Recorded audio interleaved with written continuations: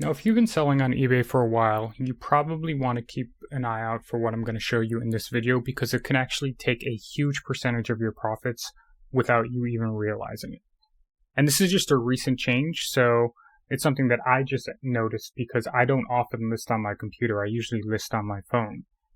But recently, I was listing on my computer. I had a huge stack of items to list, and we're not going to go through the entire listing thing. If you're interested in how to make a listing on eBay, feel free to drop a comment below asking for that, and I'll record that video. The thing that I want to focus on, though, is over here in the promoted listing area. If you've never promoted a listing, the way that it generally works is that eBay will take a percentage of your sales. If you wanted to, you'd be able to do that, and then on the back end, when your item sells, give eBay that percentage on top of whatever their seller fees are and taxes, etc., for showing your listing at the top.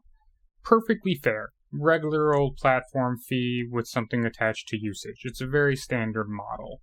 Now, more recently, eBay created a pay-per-click model. Basically, what they were doing is they were passing on the cost of advertising on other platforms like Google Shopping, etc., to you, where they would then put that listing into broader advertising networks, and you would pay per click.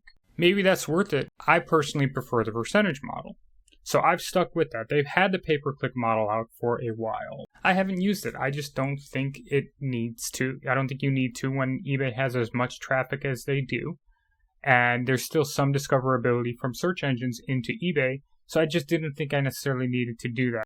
But I recently went onto the website because I was doing one of those things where I make the listing first on the computer and then do the pictures. They have now moved their pay-per-click model into something that they call priority, which is pay-per-click, only pay for clicks on your ads.